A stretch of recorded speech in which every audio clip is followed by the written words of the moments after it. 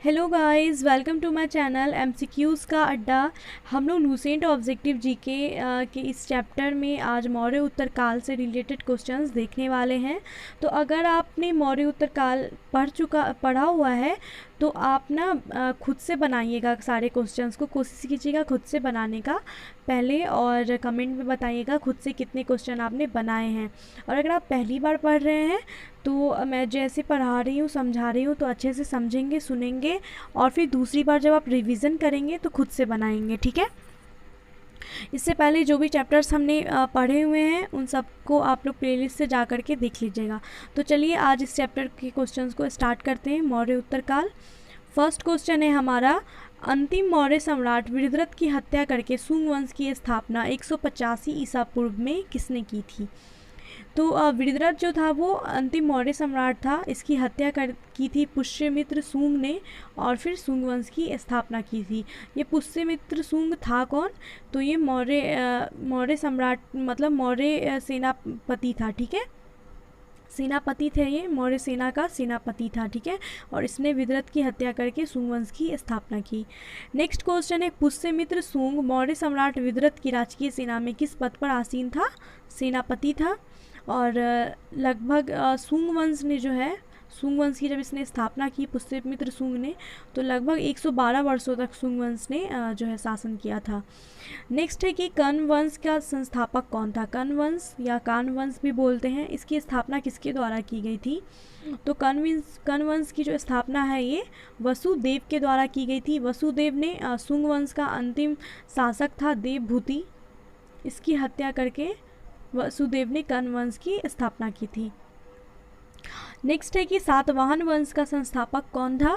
तो सातवाहन वंश की जो स्थापना है ये सीमुक ने की थी। सीमुक ने कण्व वंश के अंतिम शासक थे सुशर्मा, इसको मार करके सातवाहन वंश की स्थापना की थी, ठीक है। तो यहाँ देखिए मौर्य वंश का अंतिम शासक वृषद्रथ था, इसकी हत्या करके पुष्यमित्र सूंग ने सूंग वंश की स्थापना की। फिर सूंग वंश का अंतिम शासक देवभूति था, इसकी हत्या करके वसुदेव ने कण्व वंश की स्थापना की। फिर कण्व वंश का जो अंतिम शासक था सुशर्मा, इसको मार करके सीमुक ने सातवाहन वंश की स्थापना की, ठीक है। ओके, नेक्स्ट देखते हैं, सातवाहनों ने पहले स्थानीय अधिकारियों के रूप में कहाँ काम किया था? तो सातवाहनों ने जो है पहले स्थानीय अधिकारियों के रूप में काम किया था मौर्यों के अधीन, ठीक है। मौर्यों के अधीन सातवाहनों ने स्थानीय अधिकारियों के रूप में काम किया था। नेक्स्ट क्वेश्चन है, निम्नलिखित में से वह महानतम कुषाण नेता कौन था जो बौद्ध बन गया था? तो वो कौन सा कुषाण नेता था जो कि बाद में बौद्ध बन गया था? तो बौद्ध बन गया था कनिष्क। आपने पढ़ा भी होगा, चौथा बौद्ध संगति जो है ये कनिष्क के शासनकाल में ही हुआ था। तो कनिष्क ने बौद्ध धर्म को अपनाया था, और चतुर्थ बौद्ध संगति जो है इसी के शासनकाल में हुई थी। नेक्स्ट है, कुषाण काल के दौरान मूर्तिकला की गांधार शैली निम्नलिखित में से किसका मिश्रण है? तो कुषाण काल के दौरान जो मूर्तिकला की गांधार शैली है ये किसका मिश्रण है? ये मिश्रण है भारत और ग्रीक शैली का, ठीक है। गांधार शैली भारत और ग्रीक शैली का मिश्रण है। ओके, नेक्स्ट देखते हैं, कनिष्क की राजधानी कहाँ थी? कनिष्क की राजधानी जो है ये पुरुषपुर थी। पुरुषपुर जो कि वर्तमान पेशावर है, तो वहाँ पे कनिष्क की राजधानी थी। नेक्स्ट है, पुरुषपुर किसका दूसरा नाम है? तो पेशावर का दूसरा नाम है पुरुषपुर। नेक्स्ट क्वेश्चन है, चरक किसके राज चिकित्सक थे? चरक जो है ये किसके राज चिकित्सक थे? तो ये कनिष्क के राज चिकित्सक थे। नेक्स्ट है, तक्षशिला के प्रसिद्ध स्थल होने का कारण क्या था? तो तक्षशिला आपको पता है बहुत ही प्रसिद्ध स्थल है, तो इसका कारण क्या था? ये प्रसिद्ध क्यों था? तो ये प्रसिद्ध था, इसका कारण ये था गांधार कला, ठीक है। गांधार कला की वजह से ये प्रसिद्ध था। तक्षशिला जो है वो गांधार देश की राजधानी थी और शिक्षा का महत्वपूर्ण केंद्र भी था। नेक्स्ट है, भारत में सर्वप्रथम स्वर्ण मुद्राएं किसने चलाई थी? तो सबसे पहले स्वर्ण मुद्राएं जो है ये किसके द्वारा चलाई गई थी? तो ये जो है चलाई गई थी इंडो बैक्टीरियन के द्वारा, ठीक है। इंडो बैक्टीरियन लोगों के द्वारा सर्वप्रथम स्वर्ण मुद्राएं चलाई गई थी। नेक्स्ट क्वेश्चन है, किस संग्रहालय में कुषाण कालीन मूर्तियों का संग्रह अधिक मात्रा में है? तो कुषाण कालीन मूर्तियों का संग्रह जो अधिक मात्रा में है वो मथुरा संग्रहालय में है, ठीक है। मथुरा संग्रहालय में कुषाण कालीन मूर्तियों का संग्रह अधिक मात्रा में है। नेक्स्ट क्वेश्चन है, निम्नलिखित में से किसने सोने के सर्वाधिक शुद्ध सिक्के जारी किए थे? तो देखिए सोने का जो मुद्रा सबसे पहले चलाया था वो इंडो बैक्टीरियन ने चलाया था, लेकिन सबसे ज़्यादा जो शुद्ध सिक्के सोने के जारी किए गए थे ये किए गए थे कुषाणों के द्वारा। ठीक है, सर्वाधिक सोने के शुद्ध सिक्के कुषाणों के द्वारा जारी किए गए थे। चलिए नेक्स्ट है, सातवाहनों के समय में मुद्रा सर्वाधिक किस धातु के बने थे? सातवाहनों के टाइम में जो मुद्रा प्रचलित थी वो किस धातु की बनी होती थी? तो ये काफ़ी इंटरेस्टिंग है, ये शीशे की बनी होती थी। ठीक है, और शीशे का सिक्का चलाने वाला पहला वंश था सातवाहन वंश। नेक्स्ट है, निम्नलिखित में से कनिष्क के समकालीन कौन था? कनिष्क के समकालीन कौन कौन थे? तो ये बताना है। कनिष्क के समकालीन थे नागार्जुन, अश्वघोष और वसुमित्र, ये तीनों कनिष्क के समकालीन थे। ओके, नेक्स्ट देखते हैं, किस वंश के शासकों ने ब्राह्मणों एवं बौद्ध भिक्षुओं को कर मुक्त भूमि या गांव देने की प्रथा आरंभ की थी? तो किस वंश के शासकों ने ब्राह्मण और बौद्ध भिक्षुओं को जो है भूमि या गांव देने की प्रथा आरंभ की थी? तो ये सातवाहनों के द्वारा की गई थी। सातवाहन वंश के राजा जो थे वो खुद भी ब्राह्मण जाति से थे। ठीक है, तो इन लोगों ने ब्राह्मण एवं बौद्ध भिक्षुओं को भूमि या गांव देने की प्रथा आरंभ की थी सातवाहन वंश ने। नेक्स्ट है, भारतीय रंगमंच में यवनिका यानी कि पर्दा का शुभारंभ किसने किया था? तो पर्दा का जो शुभारंभ किया गया था ये किसके द्वारा किया गया था? यूनानियों के द्वारा किया गया था।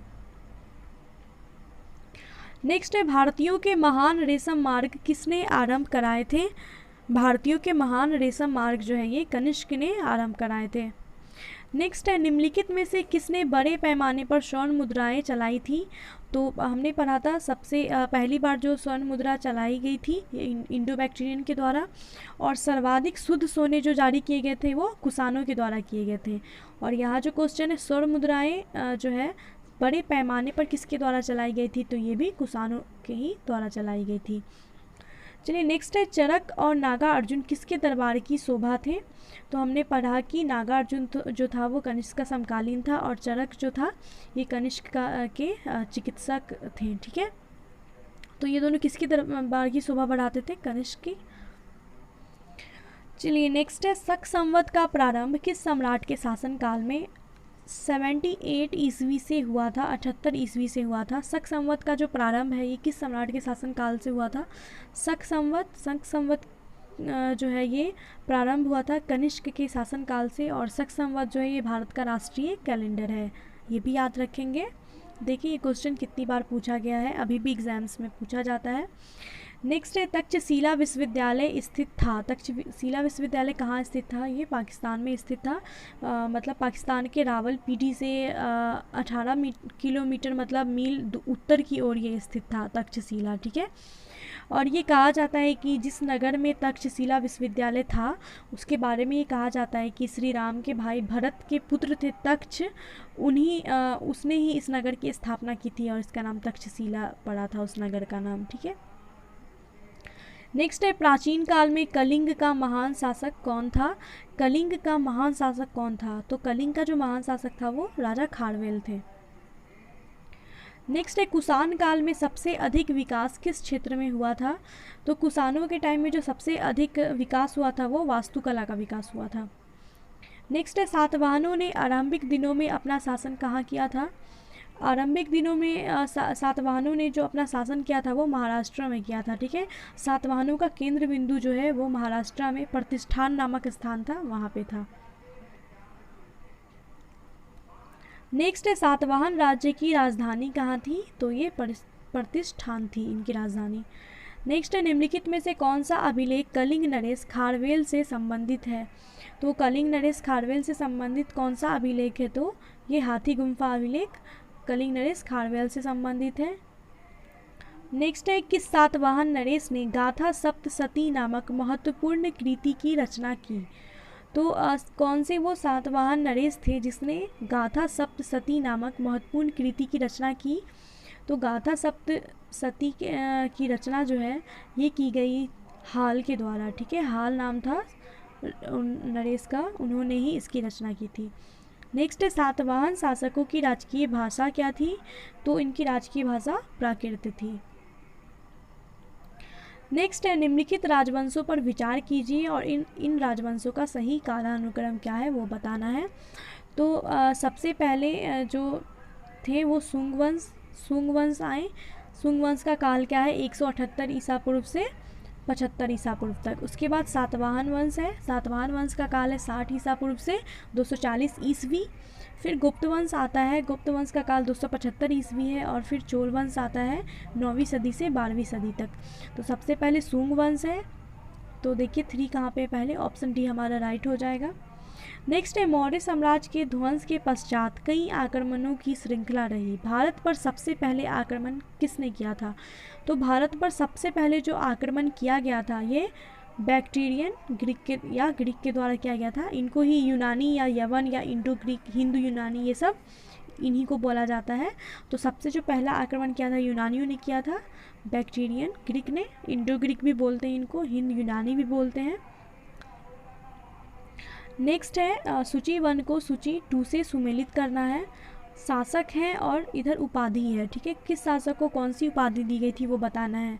तो अशोक के बारे में हमने देखा था बौद्ध धर्म वाले चैप्टर में भी और महाजनपद वाले में भी कि अशोक को जो है प्रियदर्शी के नाम से जाना जाता है, ठीक है। और ये क्वेश्चन बीपीएससी में आया भी हुआ है और बहुत सारे एग्जाम्स में आया है। अशोक को प्रियदर्शी के नाम से जानते हैं। कनिष्क को जो है, कनिष्क को किस नाम से जाना जाता है? कनिष्क को जाना जाता है देव पुत्र के नाम से, ठीक है।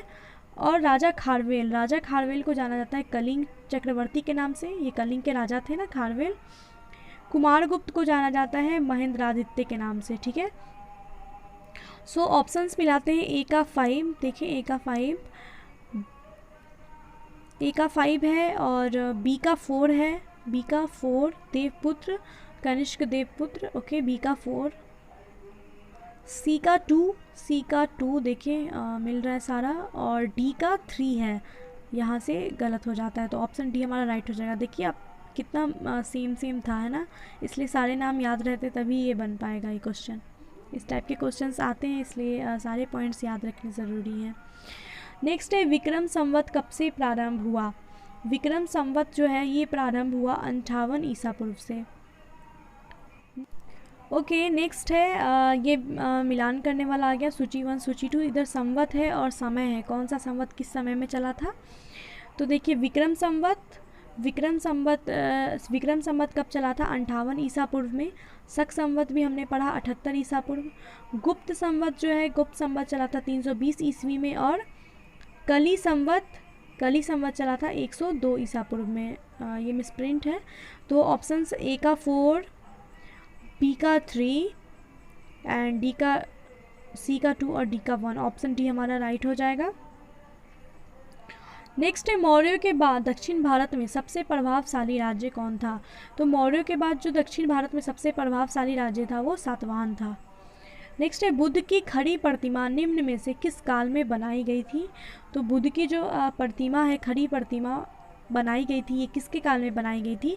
ये कुषाण काल में बनाई गई थी, ठीक है। कुषाणों ने ही बनाई थी। और आपको पता है कनिष्क के टाइम पे जो चौथी बौद्ध संगति हुई थी, वहीं से बुद्ध धर्म जो है, बौद्ध धर्म 2 भागों में बट गया था, हीनयान महायान।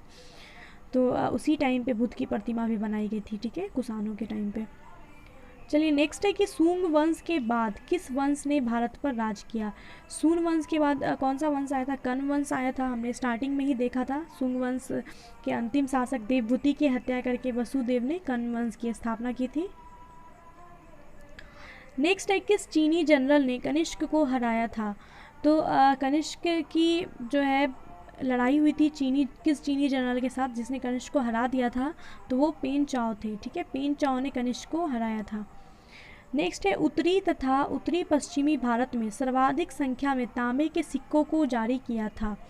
तो उत्तरी तथा उत्तरी पश्चिमी भारत में सर्वाधिक संख्या में जो तांबे के सिक्के हैं इनको जारी किया गया था कुषाणों के द्वारा। देखिए जगह का नाम भी मेंशन है। ऐसे तो आता है ना कि सर्वाधिक सोने का सिक्का जो जारी किया था वो भी कुषाणों ने ही किया था। तो यहाँ है कि उत्तरी तथा उत्तरी पश्चिमी भारत में जो तांबे के सिक्के सर्वाधिक संख्या में जारी किए गए थे ये भी कुषाणों ने ही किए थे। नेक्स्ट है कथन 1। कथन है कुषाण फारस की खाड़ी और लाल सागर से होकर व्यापार करते थे। तो जो कुषाण लोग थे वो फारस की खाड़ी और लाल सागर से होकर के व्यापार करते थे, ये कथन सही है। कारण दिया है कि उनकी सुसंगठित नौसेना उच्च कोटि की थी, तो ये कारण गलत है, इस कारण की वजह से नहीं करते थे। तो हमारा आंसर हो जाएगा ए सही है किंतु आर गलत है, ठीक है, ऑप्शन सी। नेक्स्ट है, जो कला शैली भारतीय और ग्रीक शैली का सम्मिश्रण है उसे क्या कहते हैं? तो भारतीय और ग्रीक शैली के सम्मिश्रण को गांधार शैली कहते हैं। हमने ये क्वेश्चन भी पढ़ा हुआ था, वहाँ पे था कि गांधार शैली किन इसका मिश्रण है, किन देशों का मिश्रण है, उसमें भारत और ग्रीक था, है ना, ऑप्शन में था ना, अगर आपने ठीक से सुना होगा तो आपको याद होगा। नेक्स्ट है, कनिष्क बौद्ध धर्म की किस शाखा का अनुयायी था जिसका प्रसार उसने मध्य एशिया व सुदूर पूर्व में किया था? तो कनिष्क के टाइम में बौद्ध धर्म 2 भागों में बट गया था, हीनयान और महायान। तो कनिष्क जो है वो किस शाखा का था, हीनयान का था या महायान का था? तो कनिष्क जो है वो महायान का था। महायान कौन थे? वो थे जो कि बुद्ध को पूजते थे, मूर्तियाँ बनाते थे, बुद्ध को भगवान मानते थे, तो वो महायान थे। तो कनिष्क जो था वो महायान शाखा से था। नेक्स्ट है, कनिष्क के शासनकाल की सर्वाधिक महत्वपूर्ण घटना कौन सी थी? तो सबसे जो महत्वपूर्ण घटना घटी कनिष्क के शासनकाल की वो क्या थी? तो वो चौथी बौद्ध संगति थी, ये कनिष्क के शासनकाल में हुई थी। नेक्स्ट है, प्राचीन भारत का महान व्याकरण पतंजलि किसका समकालीन था? पतंजलि जो है ये किसका समकालीन था? पुष्यमित्र सूंग का समकालीन था। नेक्स्ट है, सर्वप्रथम भारत में विशुद्ध संस्कृत भाषा में लंबा अभिलेख किस राजा के द्वारा जारी किया गया? तो संस्कृत भाषा में लंबा अभिलेख सबसे पहले भारत में किस राजा के द्वारा जारी किया गया था? तो ये शक राजा रुद्र दमन के द्वारा जारी किया गया था, रुद्र दमन। नेक्स्ट क्वेश्चन है, किस राजा के शासनकाल में ईसाई धर्म प्रचारक सेंट थॉमस भारत आए था? सेंट थॉमस जो है ये किस राजा के शासनकाल में भारत आए थे? ये गोंदो फिरनिस के शासनकाल में भारत आए थे। ओके, नेक्स्ट क्वेश्चन है कि किस सुसान शासक ने सर्वप्रथम स्वर्ण मुद्राएं जारी की थी? तो कुषाणों के टाइम पे सोने के सिक्के बहुत अधिक मात्रा में जारी किए गए थे, लेकिन ये किस सुसान शासक ने जो है कुषाण शासक ने सर्वप्रथम जारी किया था सोना का मुद्रा? तो सबसे पहले जो है स्वर्ण मुद्राएं जारी की गई थी ये कदफिसस द्वितीय के द्वारा जारी की गई थी, ठीक है। नेक्स्ट है, किस वंश के शासकों ने क्षत्रप प्रणाली का प्रयोग किया? क्षत्रप प्रणाली का प्रयोग ये किस शासक के द्वारा किया गया? तो ये किया गया था शकों के द्वारा, ठीक है, शकों के द्वारा क्षत्रप प्रणाली का प्रयोग किया गया। नेक्स्ट है, त्रातार यानी कि मुक्तिदाता, मुक्तिदाता की उपाधि किस वंश के शासकों ने धारण की? मुक्तिदाता की जो उपाधि है ये किस वंश के शासकों ने धारण की थी? शक वंश के शासकों ने धारण की थी मुक्तिदाता की उपाधि। नेक्स्ट है, प्राचीन काल के भारत पर आक्रमणों के संबंध में कौन सा सही काला अनुक्रम है? तो सबसे पहले भारत पे किसने आक्रमण किया था? हमने पढ़ा था यूनानियों ने सबसे पहले आक्रमण किया था, उसके बाद किसने आक्रमण किया था? उसके बाद शकों ने आक्रमण किया, फिर कुषाण ने, ठीक है। नेक्स्ट है, भारत में प्रथम बार सैनिक शासन व्यवहार में कब लाया गया था? तो भारत में पहली बार सैनिक शासन व्यवहार में जो लाया गया था ये ग्रीकों के द्वारा लाया गया था। ओके, नेक्स्ट है, ईसा पूर्व दूसरी सदी के प्रारंभ में उत्तरी अफगानिस्तान में स्थापित भारत यूनानी राज्य कौन सा था? तो ईसा पूर्व दूसरी सदी के प्रारंभ में उत्तरी अफगानिस्तान में स्थापित भारत यूनानी राज्य था बैक्टीरिया। ओके, नेक्स्ट है, 4 धातुओं सोना, चांदी, तांबा एवं सीसा में बनने वाले सिक्कों को क्या कहा जाता था? तो सोना, चांदी, तांबा एवं सीसे में बनने वाले सिक्के को कहा जाता था कारशापन कहा जाता था। नेक्स्ट है, सर्वप्रथम रोम के साथ किन लोगों का व्यापार प्रारंभ हुआ? तो सबसे पहले रोम के साथ जो व्यापार प्रारंभ हुआ था वो तमिलों एवं चेरों का प्रारंभ हुआ था, ठीक है। सो गाइज़, अगर आपको वीडियो अच्छा लग रहा है तो प्लीज़ लाइक कीजिए और शेयर कीजिए और चैनल को सब्सक्राइब भी कर लीजिए अगर आप अब तक नहीं किया है। ओके, नेक्स्ट क्वेश्चन है, मौर्य उत्तरकालीन प्रमुख बंदरगाहों में कौन असत्य है? मौर्य उत्तरकालीन प्रमुख बंदरगाहों में कौन सा नहीं है वो बताना है। बारबैरिकम, बेरीगाजा, अरिकामेडू, ये सब जो ये मौर्य उत्तरकालीन बंदरगाह है। कोचीन जो है ये मौर्य उत्तरकालीन बंदरगाह नहीं है, ठीक है, इसको बाद में बनाया गया था। नेक्स्ट है, निम्न में से किस स्थान को पेरिप्लस ऑफ द इथेरियन सी में पोडुको नाम से संबोधित किया गया है? तो पेरिप्लस ऑफ द इथेरियन सी किताब है इसमें पोडुको नाम से किस जगह को संबोधित किया गया है? तो ये अरिकामेडु को पोडुको नाम से संबोधित किया गया है। ठीक है, अरिकामेडु जो है ये अभी आधुनिक पांडिचेरी में स्थित है। नेक्स्ट है, मौर्य उत्तर काल में किसने भारत में हिंद यूनानी राज्य की स्थापना की थी? मौर्य उत्तर काल में भारत में हिंद यूनानी राज्य की स्थापना की गई थी डेमेट्रियस के द्वारा। चलिए नेक्स्ट है, निम्नलिखित में से किसने अपने जीवन के उत्तरार्ध में अपने पुत्र के हाथों में राज सत्ता सौंपकर बौद्ध भिक्षु हो गया था? तो अपने पुत्र के हाथों में राज सत्ता सौंप करके बौद्ध भिक्षु हो गया था, ये कौन हो गया था? ये मीनांडर जो है, मीनांडर ने अपने पुत्र के हाथों में राज सत्ता सौंप दी थी और वो बौद्ध भिक्षु बन गया था। नेक्स्ट क्वेश्चन है कि कुषाणों का संबंध किससे था? कुषाणों का संबंध जो है ये चीन के यूची जनजाति से था। कुषाणों का संबंध चीन के यूची जनजाति से था। नेक्स्ट है, निम्नलिखित में से कौन कनिष्क के बौद्ध होने के लिए उत्तरदायी था? तो कनिष्क के बौद्ध होने के लिए उत्तरदायी कौन था? ये अश्वघोष था। ठीक है, चलिए नेक्स्ट है, सुमेलित करना है सूची 1 सूची 2। इंडो ग्रीक मतलब इनको किस नाम से जाना जाता था? इंडो ग्रीक को हमने पढ़ा हिंद यवन के नाम से जाना जाता है। शक को सीथियन से और पार्थव को पहलव से। ए का 1, बी का 2 एंड सी का 3, ऑप्शन ए राइट हो जाएगा। चलिए नेक्स्ट है, इसमें भी सूची 1 को सूची 2 से सम्मिलित करना है। राज्य है और राजधानी बतानी है। सुंग वंश की राजधानी क्या थी? सुंग वंश की राजधानी थी विदिशा। चेदी वंश की राजधानी कहाँ थी? कलिंग थी। सातवाहन वंश की राजधानी हमने पढ़ा प्रतिष्ठान थी, और कुषाणों की राजधानी भी हमने पढ़ा है पुरुषपुर पेशावर थी। ठीक है, तो ए का 1, बी का 2, सी का 3 एंड डी का 4, ऑप्शन ए राइट हो जाएगा। चलिए नेक्स्ट क्वेश्चन है, रोमन साम्राज्य के अनुसरण पर किस वंश के शासकों ने कैसर की उपाधि ग्रहण की? रोमन साम्राज्य के अनुसरण पर किस वंश के शासकों ने कैसर की उपाधि ग्रहण की है? तो कैसर की जो उपाधि ग्रहण की वो कुषाणों ने की थी। कैसर की उपाधि कुषाणों ने ग्रहण की थी।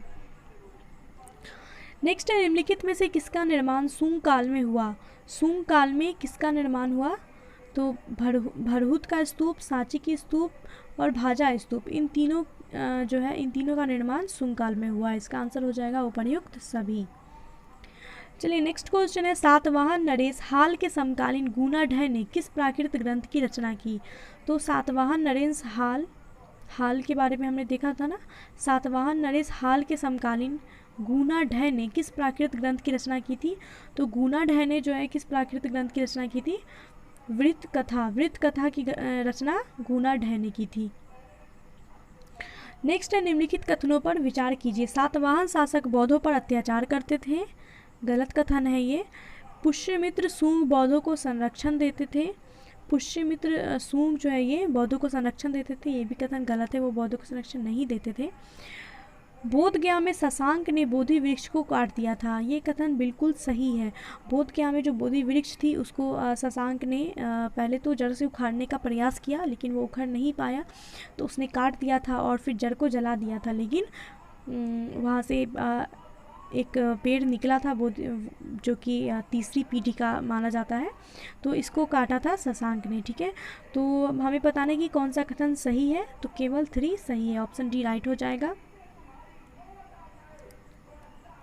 नेक्स्ट है, निम्नलिखित में से किस अभिलेख ने चंद्रगुप्त मौर्य और अशोक दोनों का उल्लेख किया है? चंद्रगुप्त मौर्य और अशोक इन दोनों का जो उल्लेख है ये किस अभिलेख में किया गया है? तो ये रुद्रदामन के जूनागढ़ अभिलेख में चंद्रगुप्त मौर्य और अशोक दोनों का ही उल्लेख किया गया है। नेक्स्ट है, प्राचीन भारत में निम्न में से किस एक ने नियमित रूप से सोने के सिक्के चलाए थे? नियमित रूप से सोने के सिक्के किसके द्वारा चलाए गए थे? कुषाणों के द्वारा चलाए गए थे। चलिए नेक्स्ट है, कलिंग नरेश खारवेल किस वंश से संबंधित थे? तो खारवेल जो थे वो चेदी वंश से संबंधित थे। नेक्स्ट है, प्राचीन भारत में देश की अर्थव्यवस्था में अत्यंत महत्वपूर्ण भूमिका निभाने वाली श्रेणी संगठन के संदर्भ में कौन सा कथन सही है? तो प्रत्येक श्रेणी राज्य की एक केंद्रीय प्राधिकरण के साथ पंजीकृत होती थी और प्रशासनिक स्तर पर राजा उनका प्रमुख होता था, ये कथन गलत है। नेक्स्ट है, श्रेणी ही वेतन कम करने के नियमों, मानकों और कीमतों को सुनिश्चित करता था, ये सही है। श्रेणी का अपने सदस्यों पर न्यायिक अधिकार होता था, ये भी कथन सही है। तो सही कथन कौन कौन सा है? 2 और 3। ठीक है, ऑप्शन सी राइट हो जाएगा। सो गाइस, आई होप कि आपको वीडियो अच्छा लगा होगा और आपने क्वेश्चंस खुद से बनाए होंगे। So thanks for watching this video and please channel को सब्सक्राइब कर लीजिए और बेल आइकन को प्रेस कर लीजिए, आपको हमारे वीडियोस की नोटिफिकेशंस मिलेंगे। And please support to me, please please please please video को शेयर कीजिए। मैं बहुत मेहनत कर रही हूँ लेकिन आप लोग वीडियो शेयर नहीं करते हैं, तो प्लीज़ कीजिए, ठीक है। मिलते हैं नेक्स्ट वीडियो में, बाय एंड टेक केयर।